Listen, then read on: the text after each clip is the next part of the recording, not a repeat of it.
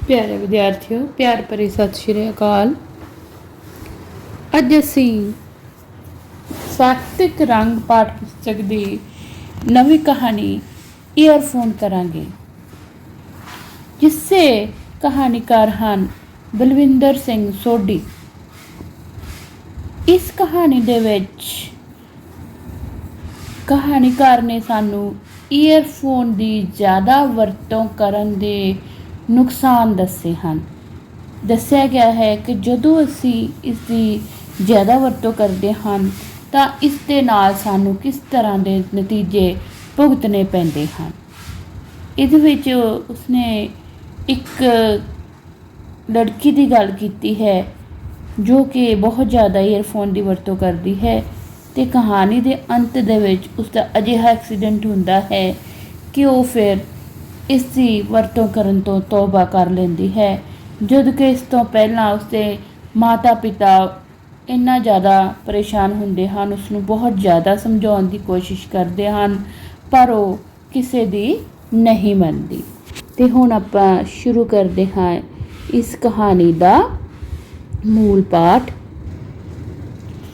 ਬੇਟਾ, ਹੁਣ ਤਾਂ ਈਅਰਫੋਨ ਛੱਡ ਦਿਓ, ਬਹੁਤ ਹੋ ਗਿਆ। 2 ਘੰਟੇ ਹੋ ਗਏ ਨੇ ਗਾਣੇ ਸੁਣਦੇ ਨੂੰ, ਹੁਣ ਮਨ ਵੀ ਭਰ ਗਿਆ ਹੋਵੇਗਾ, ਮੀਨਾਕਸ਼ੀ ਦੀ ਮੰਮੀ ਨੇ ਕੋਲ ਆ ਕੇ ਕਿਹਾ। ਹੁਣ ਮੀਨਾਕਸ਼ੀ ਜੋ ਹੈ ਉਹ ਲੜਕੀ ਹੈ ਜੋ ਕਿ ਈਅਰਫੋਨ ਦੀ ਬਹੁਤ ਜ਼ਿਆਦਾ ਵਰਤੋਂ ਕਰਦੀ ਹੈ। ਮੰਮੀ, ਤੁਸੀਂ ਤਾਂ ਹਰ ਵੇਲੇ ਟੋਕਦੇ ਰਹਿੰਦੇ ਹੋ। ਸਵੇਰ ਤੋਂ ਦੁਪਹਿਰ ਤੱਕ ਸਕੂਲ ਦੀ ਪੜ੍ਹਾਈ ਕਰਕੇ ਥੱਕ ਜਾਂਦੀ ਹਾਂ। ਹੁਣ ਜੇਕਰ ਮੈਂ ਗਾਣੇ ਨਾ ਸੁਣਾ ਤਾਂ ਹੋਰ ਕੀ ਕਰਾਂ? ਕੋਈ ਹੈ ਵੀ ਨਹੀਂ ਜਿਸ ਨਾਲ ਮੈਂ ਕੋਈ ਗੇਮ ਖੇਡ ਸਕਾਂ। ਹੁਣ ਤੁਹਾਡੇ ਮਾਤਾ ਵੀ ਕਈ ਵਾਰ ਇਸ ਤਰ੍ਹਾਂ ਤੁਹਾਨੂੰ ਕਹਿੰਦੇ ਹੋਣਗੇ ਘਰ ਦੇ ਵਿੱਚ ਕਿ ਜੋ ਈਅਰਫੋਨ ਦੀ ਵਰਤੋਂ ਜ਼ਿਆਦਾ ਨਹੀਂ ਕਰਦੀ। ਇਹ ਬਹੁਤ ਹੀ ਇੱਕ ਕਾਮਨ ਬਿਮਾਰੀ ਹੈ, ਕਾਮਨ ਪ੍ਰੋਬਲਮ ਹੈ ਸਾਡੀ, ਕਿ ਅਸੀਂ ਹੈੱਡਫੋਨ ਲਗਾ ਲੈਂਦੇ ਹਾਂ ਔਰ ਫਿਰ ਦੀਨ ਦੁਨੀਆ ਨੂੰ ਭੁੱਲ ਜਾਂਦੇ ਹਾਂ, ਅਤੇ ਫਿਰ ਬਾਕੀ ਜੋ ਹੈ ਸਾਡੀ ਇਸ ਆਦਤ ਤੋਂ ਬੜੇ ਪਰੇਸ਼ਾਨ ਹੁੰਦੇ ਹਨ। ਖਾਸ ਕਰਕੇ ਜੋ ਹੈ ਮਾਤਾ ਪਿਤਾ ਦੇ ਸਾਨੂੰ ਇਸ ਵਾਸਤੇ ਜ਼ਰੂਰ ਝਿੜਕਦੇ ਹਨ। ਅਤੇ ਇਸੇ ਤਰ੍ਹਾਂ ਸੇਮ ਮੀਨਾਕਸ਼ੀ ਦੀ ਮੰਮੀ ਵੀ ਉਸਨੂੰ ਕਹਿ ਰਹੀ ਹੈ ਕਿ ਸਾਰਾ ਦਿਨ ਈਅਰਫੋਨ 'ਤੇ ਲੱਗੀ ਰਹਿੰਦੀ ਹੈ, ਕਦੀ ਤਾਂ ਇਸ ਨੂੰ ਛੱਡ ਦਿਆ ਕਰ। ਅਤੇ ਅੱਗੋਂ ਮੀਨਾਕਸ਼ੀ ਜੋ ਹੈ ਆਪਣਾ ਲੌਜਿਕ ਰੱਖਦੀ ਹੈ ਕਿ ਉਹ ਸਕੂਲ ਪੜ੍ਹਾਈ ਕਰਕੇ ਥੱਕ ਜਾਂਦੀ ਹੈ ਅਤੇ ਘਰ ਉਸ ਦੇ ਨਾਲ ਖੇਡਣ ਵਾਲਾ ਹੋਰ ਕੋਈ ਨਹੀਂ ਹੈ, ਜਿਸ ਕਰਕੇ ਉਹ ਈਅਰਫੋਨ ਲਗਾ ਕੇ ਗਾਣੇ ਸੁਣਦੀ ਰਹਿੰਦੀ ਹੈ। ਮੀਨਾਕਸ਼ੀ ਨੇ ਮੱਥੇ 'ਤੇ ਵੱਟ ਪਾਉਂਦਿਆਂ ਕਿਹਾ। ਦੇਖੋ, ਮੱਥੇ 'ਤੇ ਵੱਟ ਪਾਉਣਾ ਕੀ ਆ? ਇੱਕ ਮੁਹਾਵਰਾ ਹੈ। ਮੱਥੇ 'ਤੇ ਵੱਟ ਪਾਉਣਾ, ਗੁੱਸੇ ਹੋਣਾ। ਮੇਰਾ ਮਤਲਬ ਹੈ ਬਹੁਤੀ ਦੇਰ ਗਾਣੇ ਨਹੀਂ ਸੁਣੀਦੇ। ਤੂੰ ਅਖਬਾਰ ਪੜ੍ਹਦੀ ਹੈ ਅਤੇ TV ਵੇਖਦੀ ਹੈ ਨਾ, ਕੀ ਦੱਸਦੇ ਨੇ ਉਹ? ਕਦੇ ਸੋਚਿਆ ਹੈ? ਆ ਮੈਂ ਤੇਰੇ ਨਾਲ ਕੈਰਮ ਬੋਰਡ ਖੇਡਦੀ ਹਾਂ। ਮੀਨਾਕਸ਼ੀ ਦੀ ਮੰਮੀ ਨਿਸ਼ਾ ਨੇ ਉਸਨੂੰ ਪਲੋਸਦਿਆਂ ਕਿਹਾ। ਸੋ ਮੀਨਾਕਸ਼ੀ ਦੀ ਮੰਮੀ ਦਾ ਕੀ ਨਾਮ ਹੈ? ਨਿਸ਼ਾ।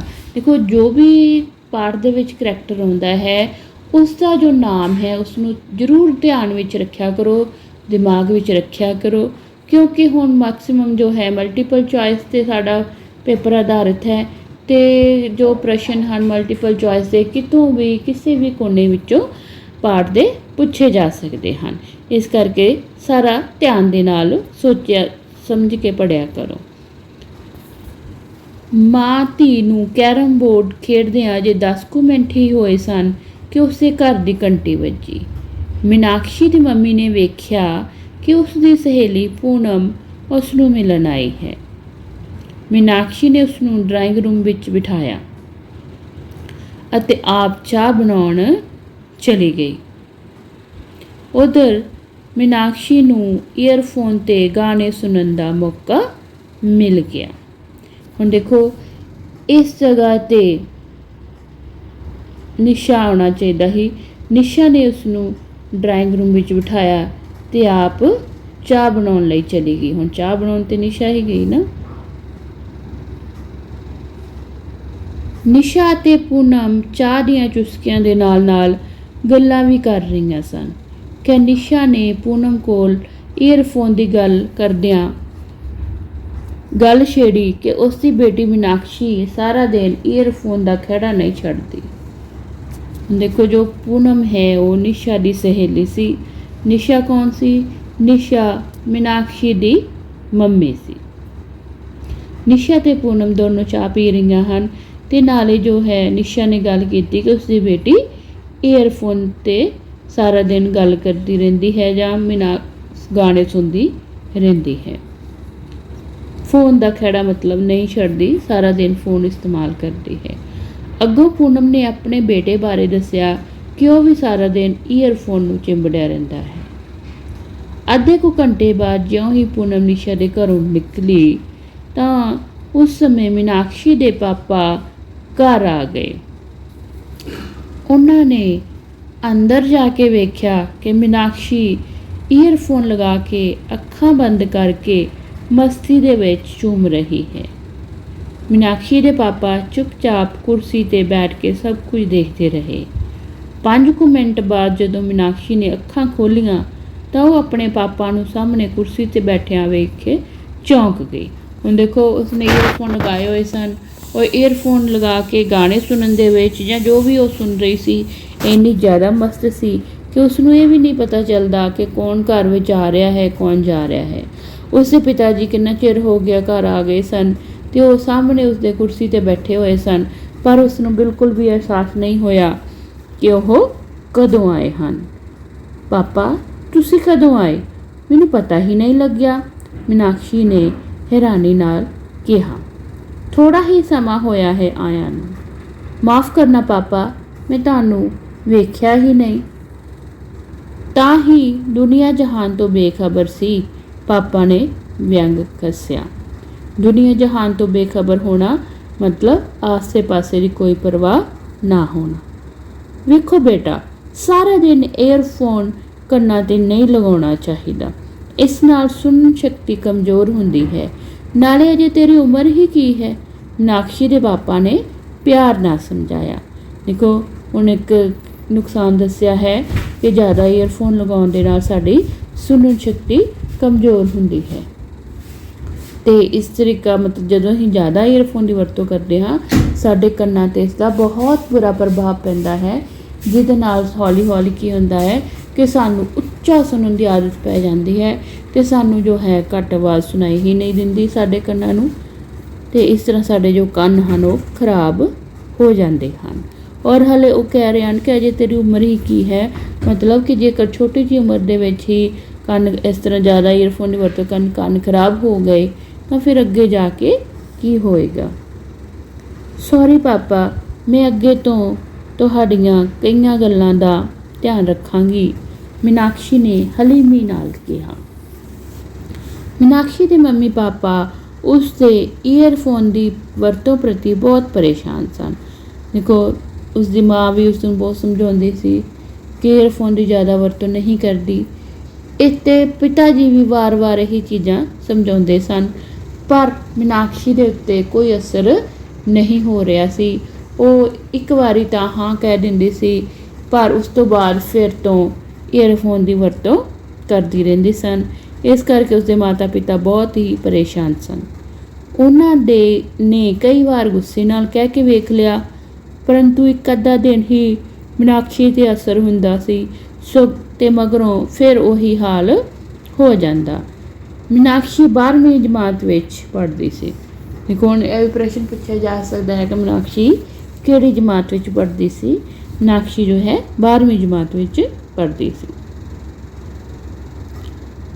इस करके उसनूं प्यार नाल ही समझाउणा ठीक सी, मतलब छोटी बच्ची नहीं सी कि जिसनूं ज़्यादा डांट डपट की जाए। 12वीं जमात विच पढ़ने वाली विद्यार्थन सी, इस करके उसके माता पिता चाहुंदे सन कि प्यार दे नाल समझ जाए, छोटी बच्ची नहीं है जिसनूं डांट के समझाया जाए। मीनाक्षी पढ़ाई विच बहुत हुशियार सी, वो हर बार पहले नंबर ते आउंदी सी। मीनाक्षी दे सालाना पेपर भी आ गए, पर उसते फिर भी ईयरफोन का भूत सवार सी। अद्धी रात तक ईयरफोन ते गाने लगा के सुनती रहंदी सी। जद कदे उसके मम्मी पापा सामने आ जाते तो वो ईयरफोन हटा लेंदी सी ते उन्हां दे जान मगरों फिर फ़ोन ਕੰਨਾਂ 'ਤੇ ਧਰ ਲੈਂਦੀ।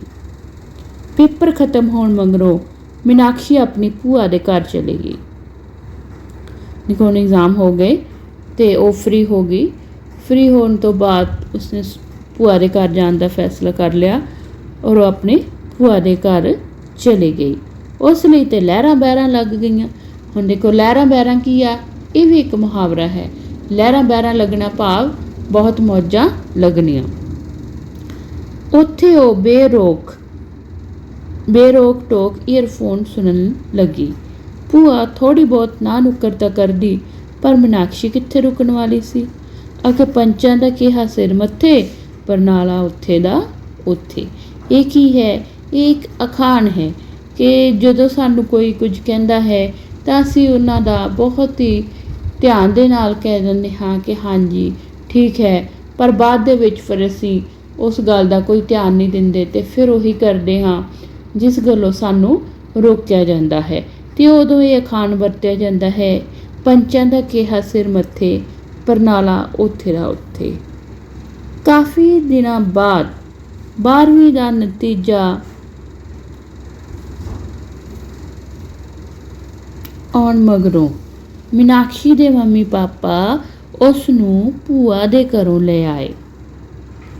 ਹੁਣ ਭੂਆ ਦੇ ਘਰ ਗਈ ਹੋਈ ਸੀ ਅਤੇ ਰਿਜ਼ਲਟ ਜੋ ਹੈ ਆਉਣ ਪਿੱਛੋਂ ਉਸਦੇ ਮੰਮੀ ਪਾਪਾ ਉਸ ਨੂੰ ਆਪਣੇ ਘਰ ਲੈ ਆਉਂਦੇ ਹਨ।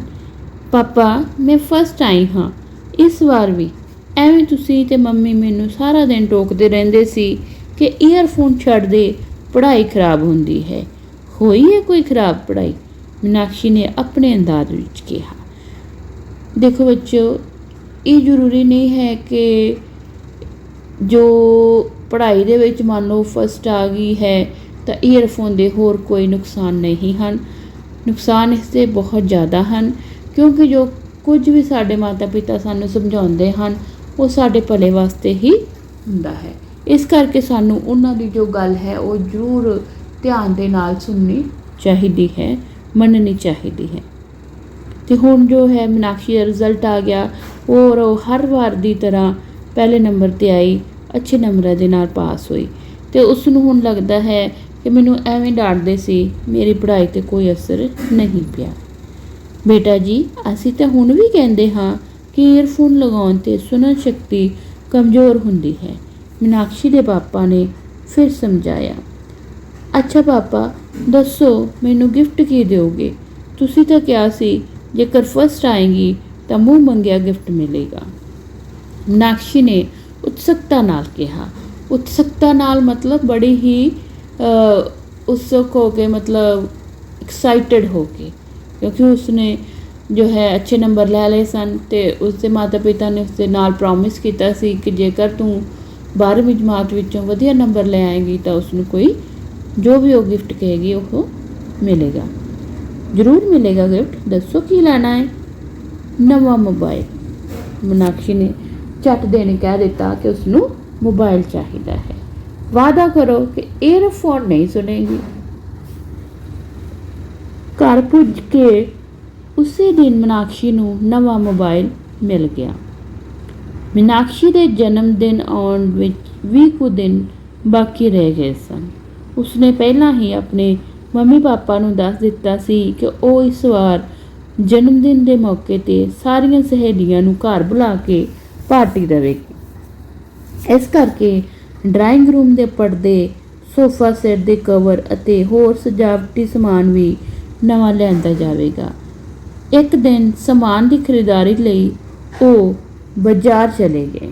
ਦੇਖੋ, ਉਸਨੇ ਆਪਣੇ ਬਰਥਡੇ ਦੀ ਪਾਰਟੀ ਕਰਨੀ ਸੀ, ਆਪਣੇ ਸਹੇਲੀਆਂ ਨੂੰ ਸਾਰਿਆਂ ਨੂੰ ਬੁਲਾਉਣਾ ਸੀ ਅਤੇ ਇਸ ਕਰਕੇ ਘਰ ਦੇ ਵਿੱਚ ਜੋ ਵੀ ਸਮਾਨ ਜੋ ਹੈ ਸਜਾਵਟ ਦਾ ਉਹਨਾਂ ਨੇ ਹੋਰ ਲੈ ਕੇ ਆਉਣਾ ਸੀ ਔਰ ਪਰਦੇ ਵਗੈਰਾ, ਸੋਫਾ ਸੈੱਟ ਦੇ ਜੋ ਕਵਰ ਹਨ ਉਹਨਾਂ ਨੂੰ ਵੀ ਬਦਲਣਾ ਸੀ ਅਤੇ ਇਸ ਚੀਜ਼ਾਂ ਨੂੰ ਖਰੀਦਣ ਵਾਸਤੇ ਉਹ ਬਾਜ਼ਾਰ ਜਾਂਦੀਆਂ ਹਨ।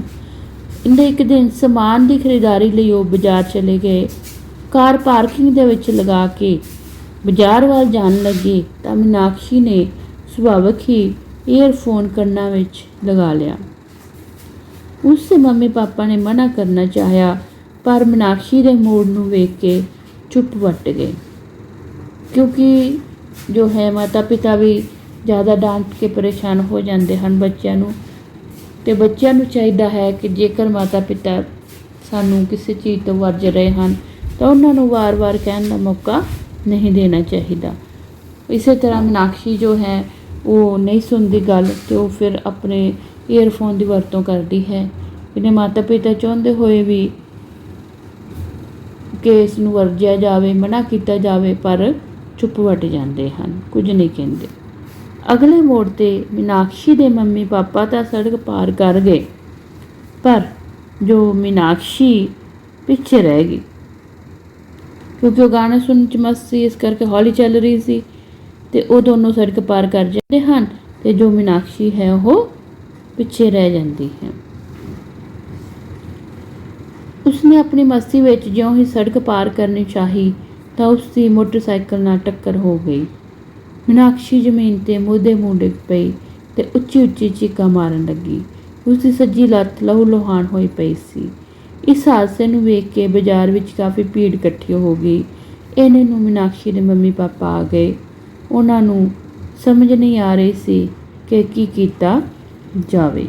ਦੇਖੋ ਮੀਨਾਕਸ਼ੀ ਨੂੰ ਆਪਣੀ ਕੀਤੀ ਹੋਈ ਗਲਤੀ ਦਾ ਜੋ ਹੈ